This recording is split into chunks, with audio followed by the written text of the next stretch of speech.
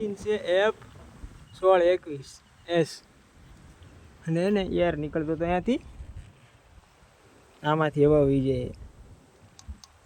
તો આને છે ને આમાં કેટલી 5 પાઇપ આવે, 1 2 3 આ બાજુ 4 ને 5. આને ખોલવી હોય ને તો કઈ રીતે ખોલવાની? પેલા અહીં લખેલું હોય, જો 24 લખેલું છે, અહીંયા લખેલું છે 23, અહીંયા લખેલું છે 21, અહીંયા લખેલું 22.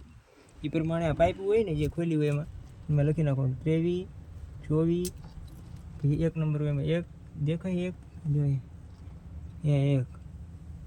પછી આ બાજુની એમાં જો 22 લખેલી, આ પાઇપ 22, પછી આ 21. એવી રીતે નિશાન કરી દેવાનું એટલે ઓઠામાં વાંધો ન આવે.